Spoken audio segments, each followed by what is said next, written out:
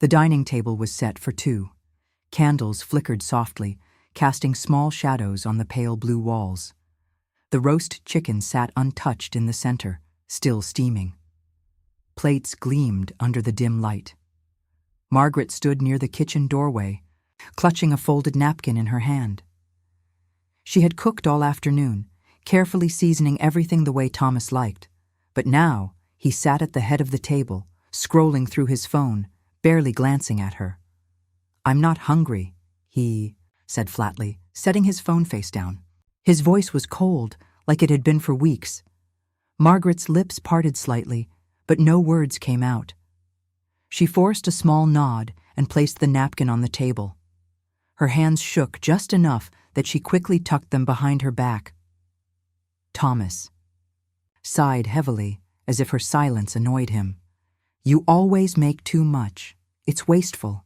I told you not to bother." She stood there, frozen, the smell of rosemary and garlic filling the air between them. This dinner was supposed to be a small peace offering. She thought maybe tonight things would feel normal again, but the space between them had grown too wide. He stood up, scraping the chair across the floor. "I'm going out for a bit," he said, already walking toward the door. "Don't wait up." Margaret opened her mouth again, but the words stayed, trapped in her throat. She listened as the front door shut with a loud click. The house fell into complete silence except for the soft hum of the refrigerator. She walked slowly to the table, staring at the untouched food.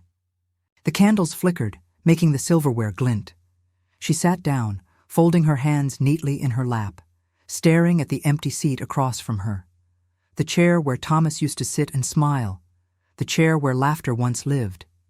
Her eyes drifted toward the corner of the room where a suitcase sat, half packed. She had started packing days ago, but never finished. Part of her hoped she wouldn't need to. Part of her still clung to the pieces of what they once had. The weight in her chest grew heavier. The house, once full of life, now felt like a hollow shell. Even the ticking clock on the wall sounded loud, like it was counting down to something. She couldn't name yet. Margaret reached for her wineglass, but her hand stopped midair. She pulled back and folded her arms instead, pressing them tightly against her ribs. She didn't want to cry again. She glanced at her phone on the table. No missed calls. No messages. Just silence. Her breath trembled as she whispered to herself, "What did I do wrong?" But deep inside, a tiny voice, barely a whisper, answered back, "You didn't do anything wrong." She closed her eyes for a moment, letting the stillness wrap around her like a heavy blanket.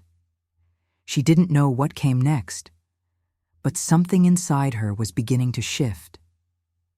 Margaret sat quietly in the living room as the evening light faded. The house was still, but her mind drifted far into the past, where everything had once been bright and full of hope. She remembered the tiny apartment where it all started. She and Thomas were young then, full of dreams, sharing cheap takeout on the floor because they couldn't afford a table yet. They laughed a lot in those early days, finding joy even in the struggle. When Thomas got his first real job, they celebrated with store-brand wine and a homemade cake. Margaret worked as a waitress back then, taking extra shifts whenever she could. Her feet ached most nights, but she never complained. Every dollar they saved felt like a small victory. Then came their first house. It was old and needed work, but it was theirs. Margaret scrubbed every inch, painted the walls, planted flowers by the porch. She wanted it to feel like a home, not just for them, but for the children they dreamed of having. When their daughter Emma was born, Margaret poured every bit of herself into motherhood.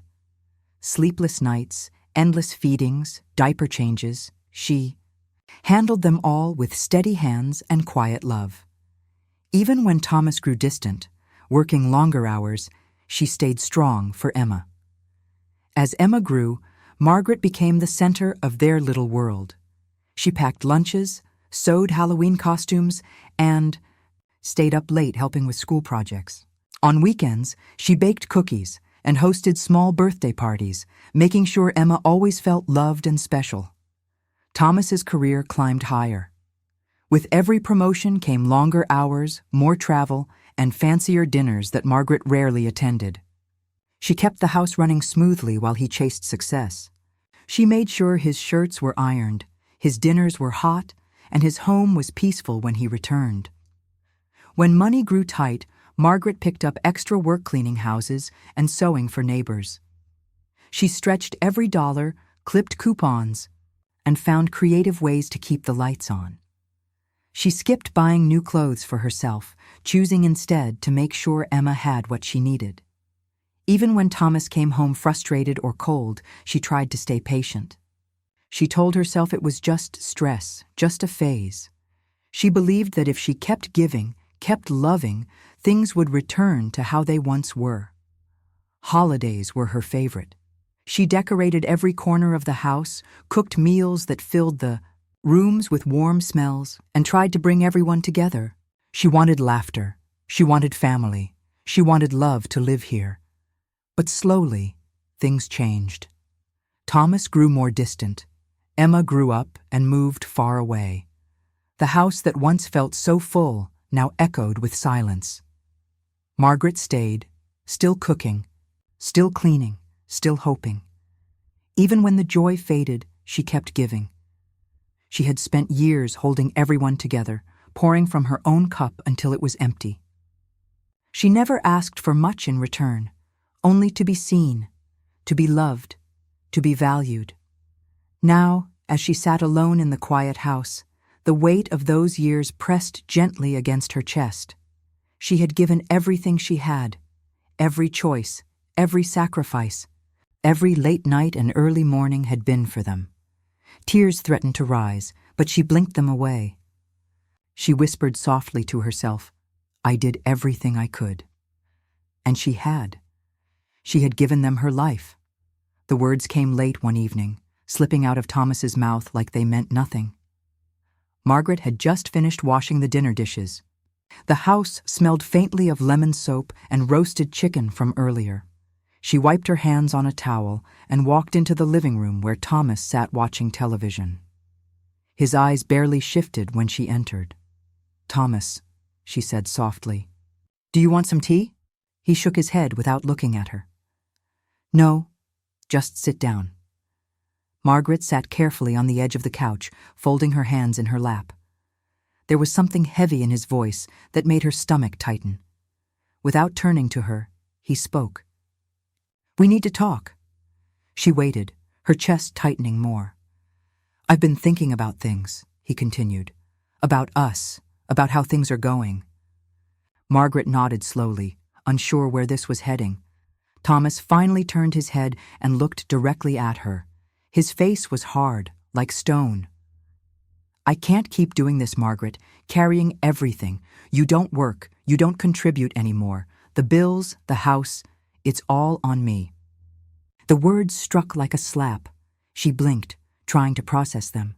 "But I take care of everything here. The house, the cooking, the laundry, the shopping." "That's not enough," he snapped, raising his voice.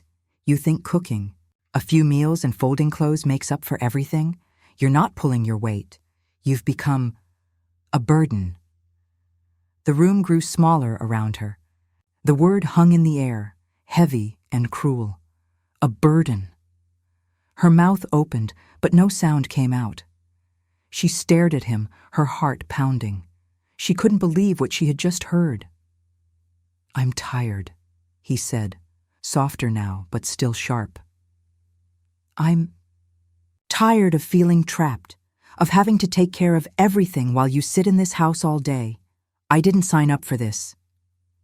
Margaret's hands trembled in her lap. The man she once built a life with now looked at her like she was a problem he needed to solve. "I've been here for you, Thomas," she whispered, her voice shaking. "I've always been here." He shook his head. "You've been here, yes, but you haven't helped. Not really." He stood up and paced the room, growing more agitated. "I want to enjoy my life. I want freedom. I shouldn't feel weighed down in my own home."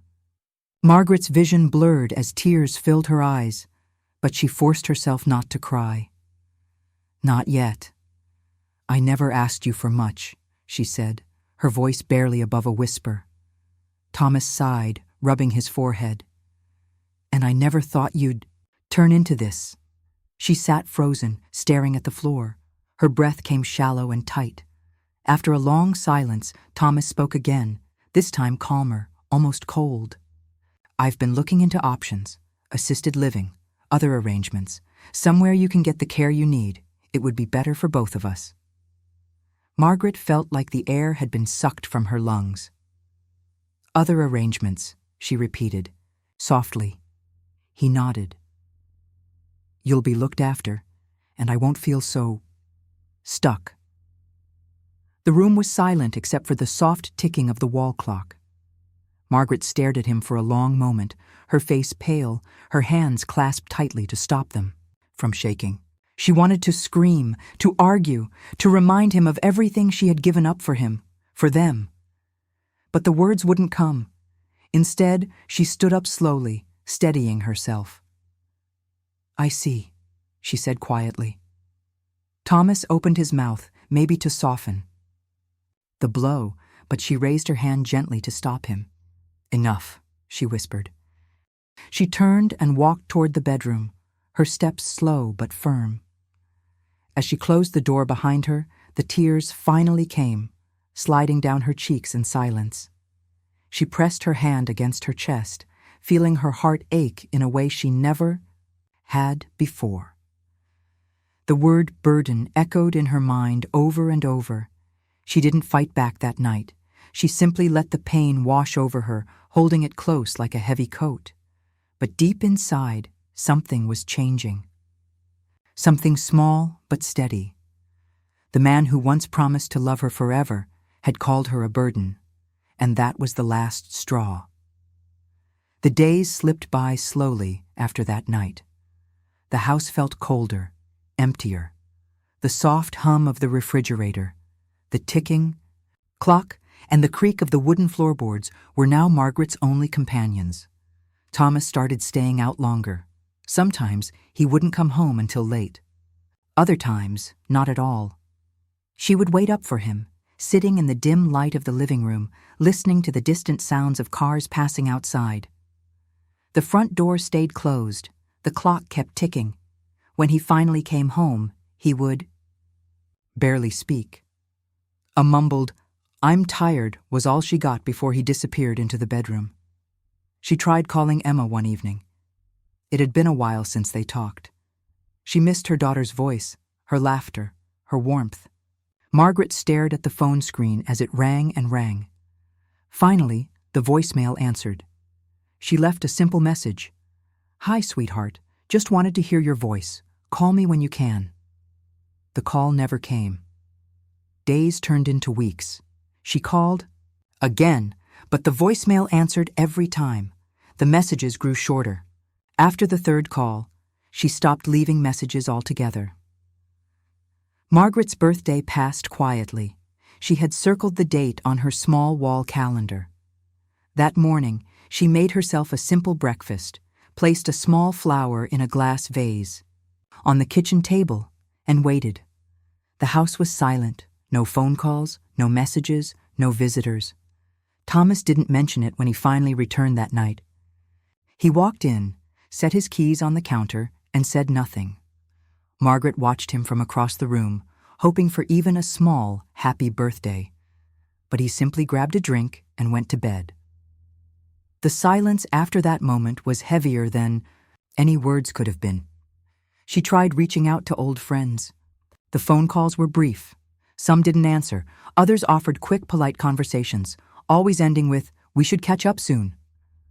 But they never did. The days grew longer. The house felt larger, the rooms stretching out like empty hallways that swallowed her footsteps.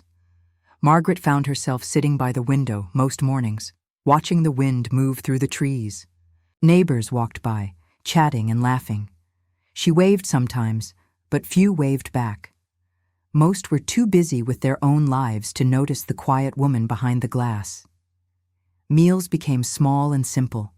Toast and tea, a little soup. She stopped cooking, large dinners. There was no one to share them with. She started knitting again, filling her days with the quiet click of needles. The soft yarn slipped through her fingers as she made scarves no one would wear.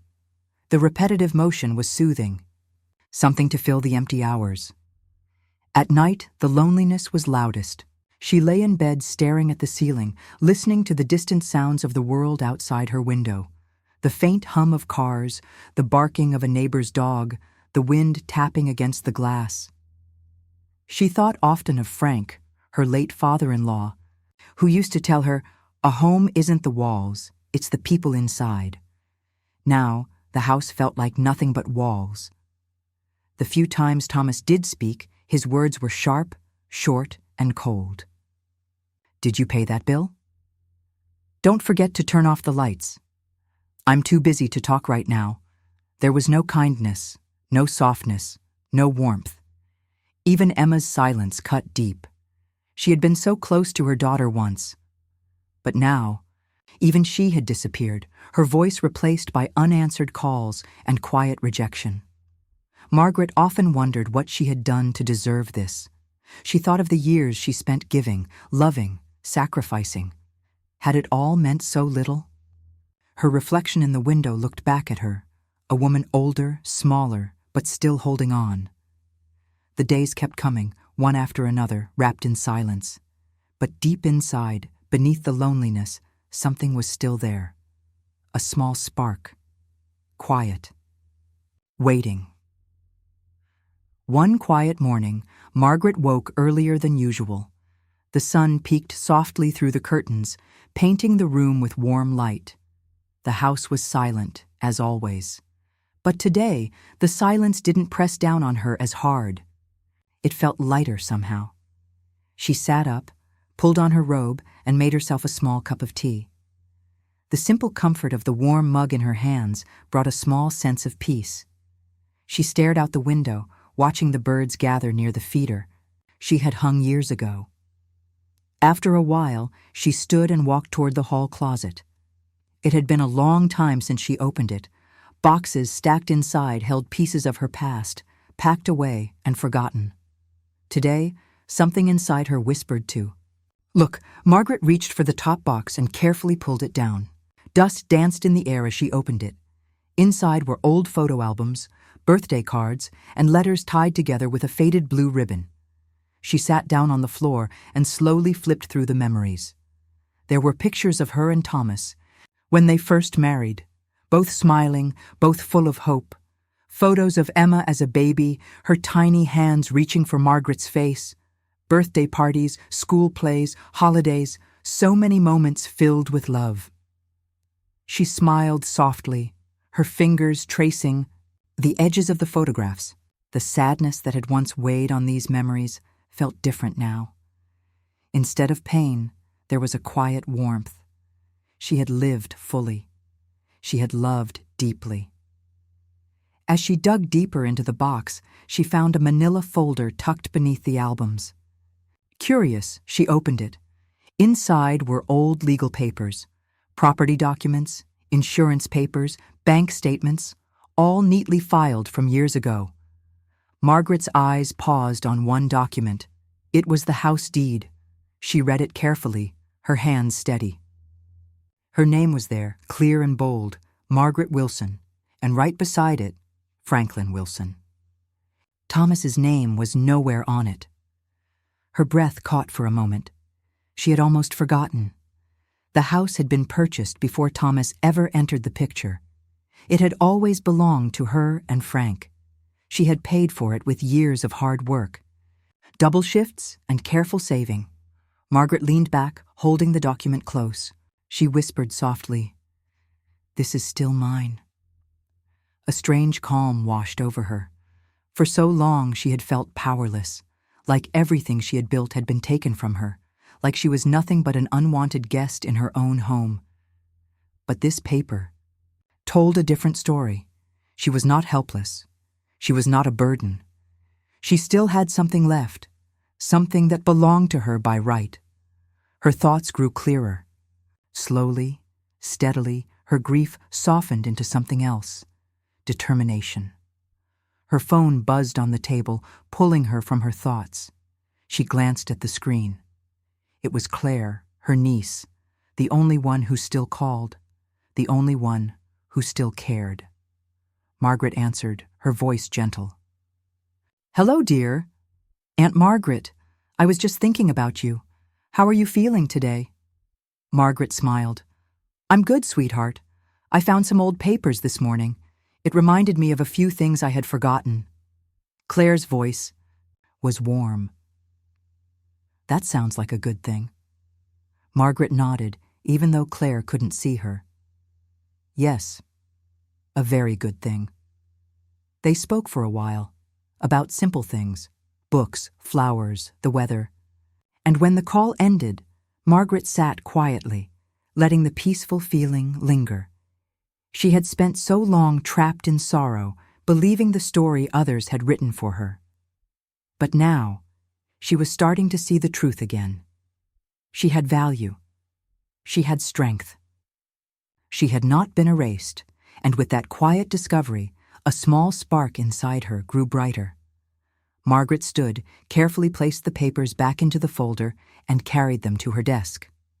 She smoothed out the deed, ran her fingers across her name once more, and smiled.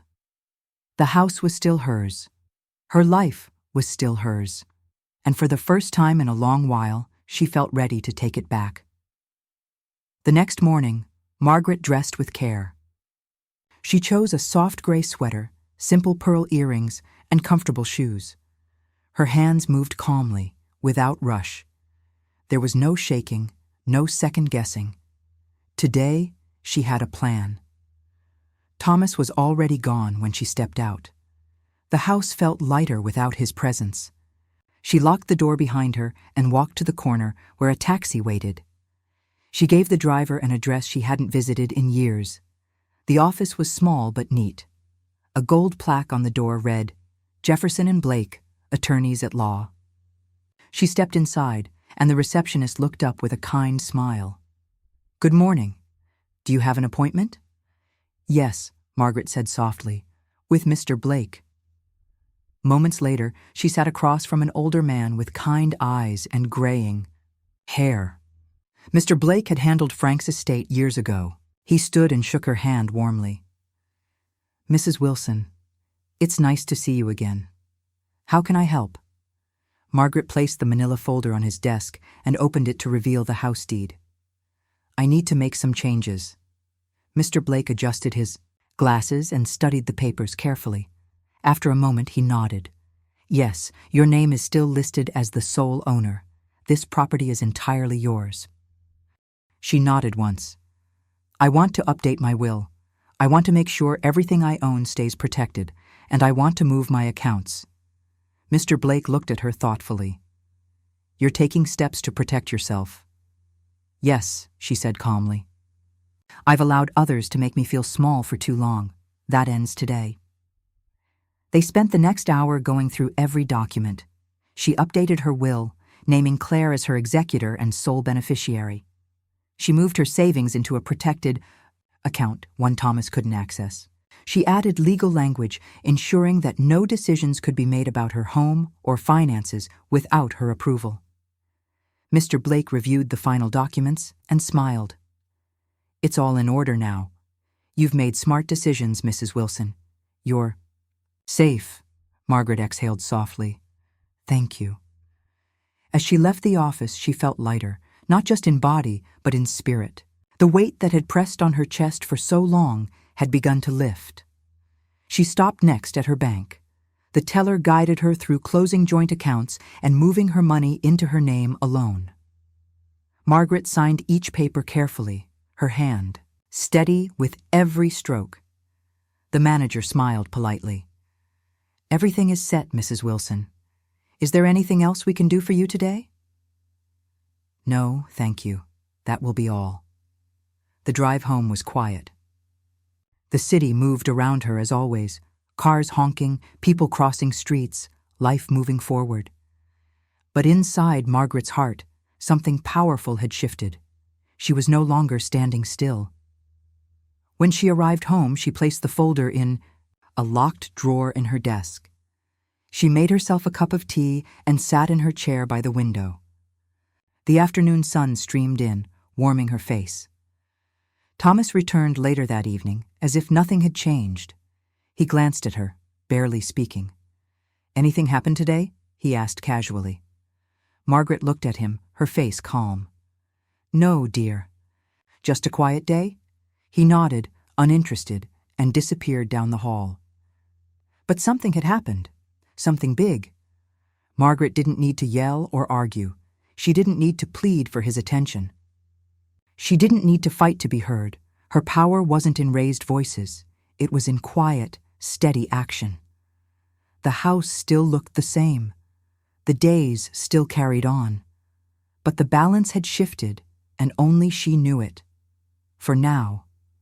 Margaret sipped her tea slowly, feeling stronger with every breath. The game had changed.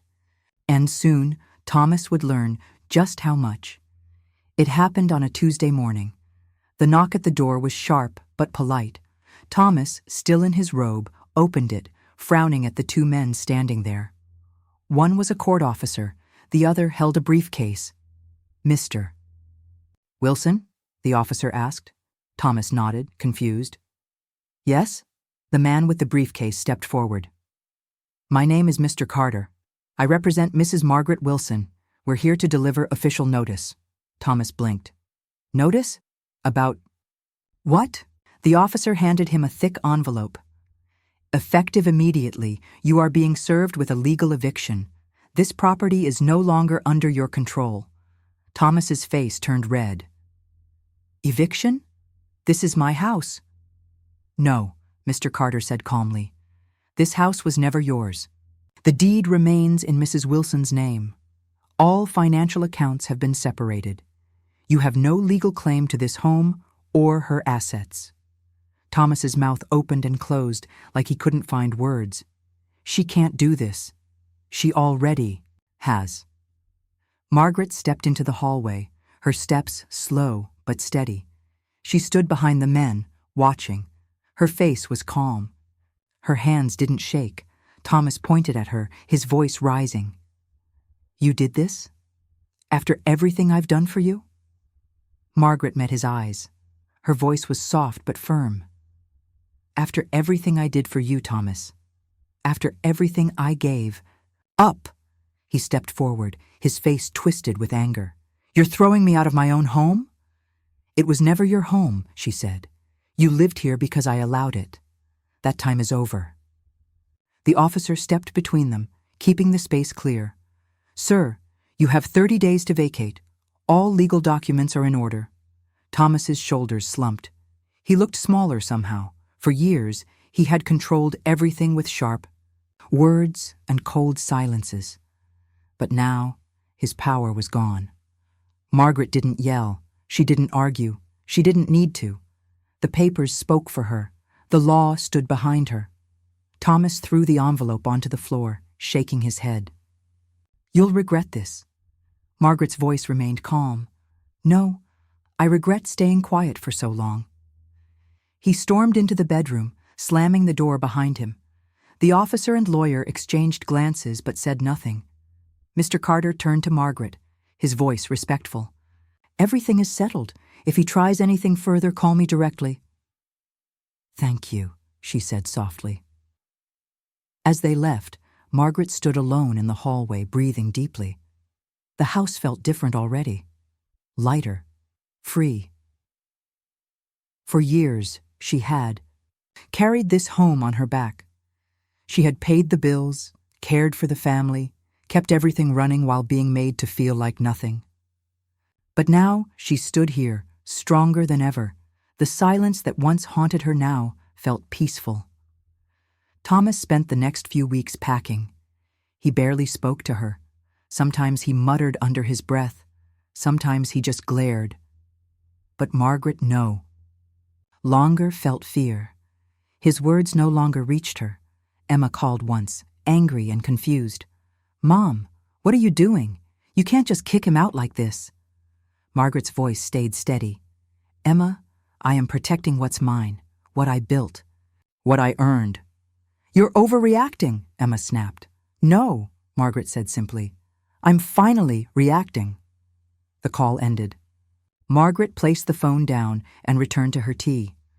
When Thomas finally moved out, the house grew quiet again. But it wasn't the lonely kind of quiet. It was peaceful, strong, hers. She walked from room to room, feeling the weight lift from every corner. No more cold looks, no more sharp words, no more heavy silences filled with judgment.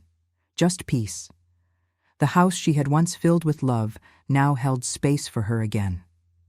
For her strength, for her freedom. Margaret sat by the window, sipping her tea, watching the sun set beyond the trees. She didn't need to raise her voice. She didn't need to beg.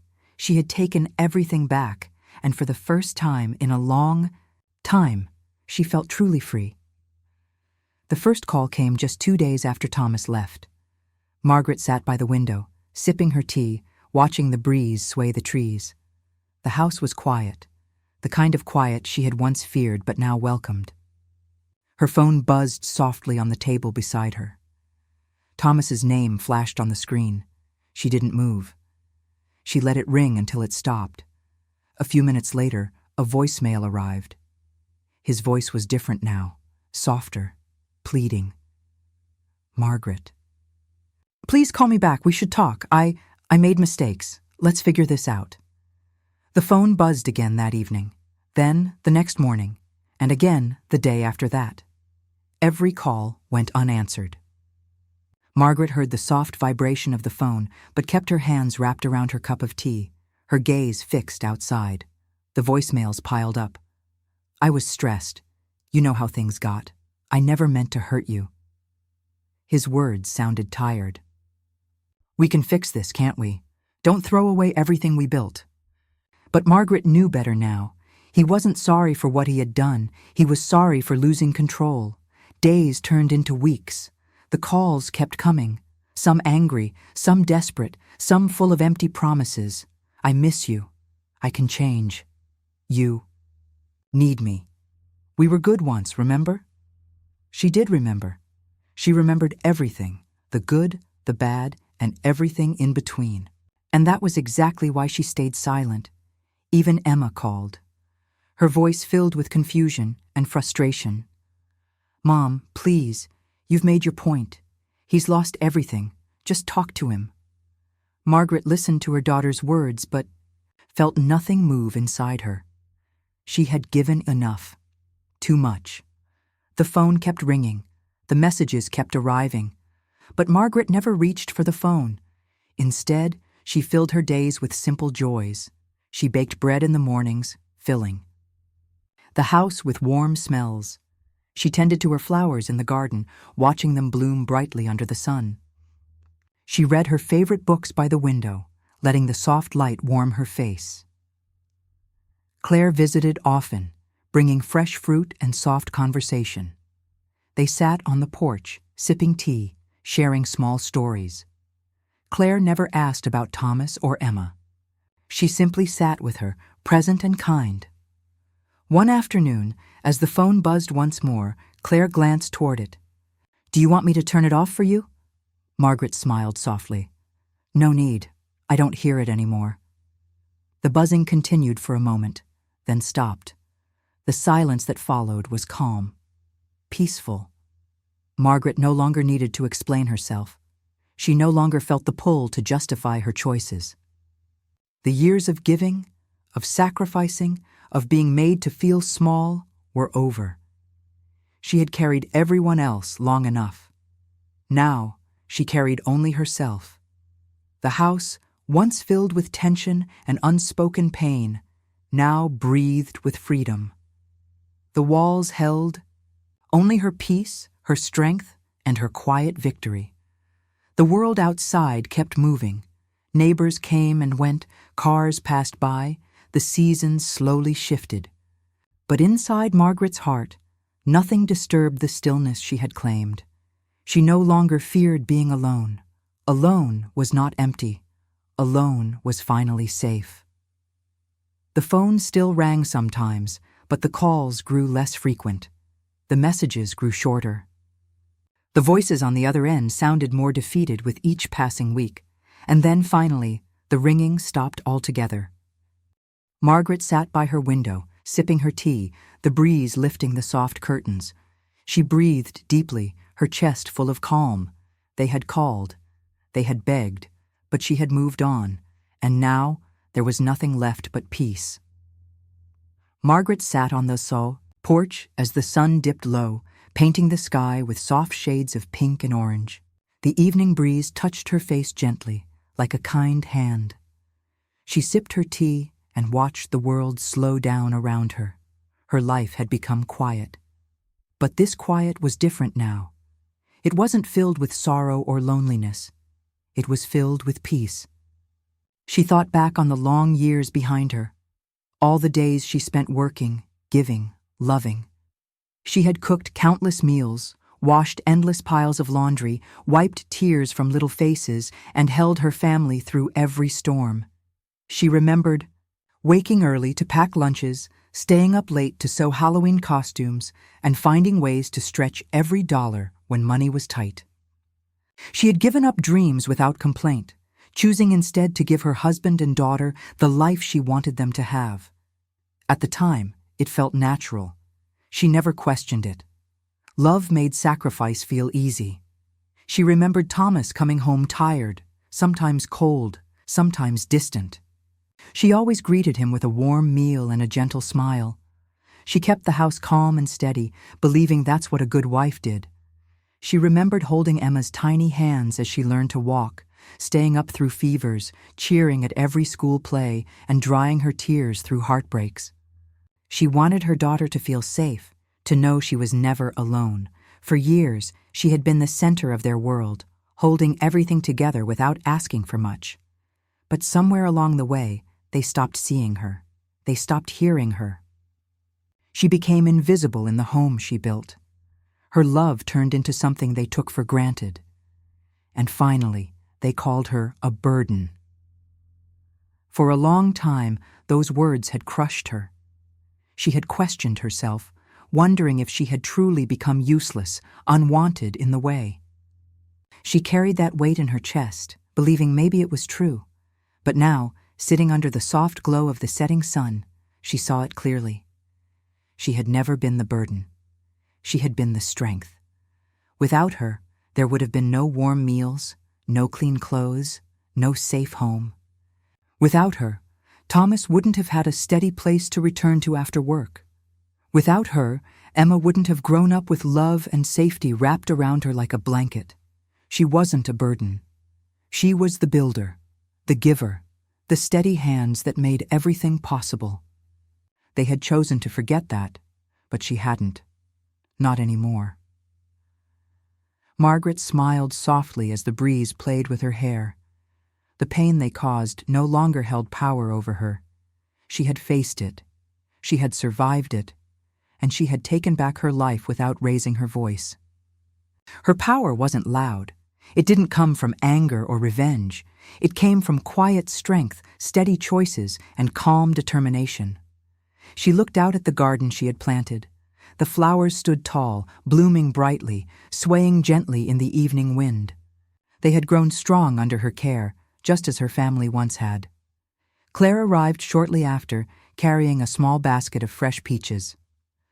"I brought these from the market, Aunt Margaret. They look too good to pass up." Margaret's smile widened. "Thank you, dear. Come sit with me." They sat side by side, sipping tea and watching the sky darken. After a moment, Claire spoke softly. "You look at peace." Margaret nodded. "I am." "You're not angry?" Claire asked gently. Margaret shook her head. "No, anger is heavy. I carried enough weight for too long. I don't need to carry that too." Claire reached over and held her hand. "You were never weak, you know." Margaret's eyes softened. "I know that now." She squeezed Claire's hand gently and looked up at the first stars appearing in the sky.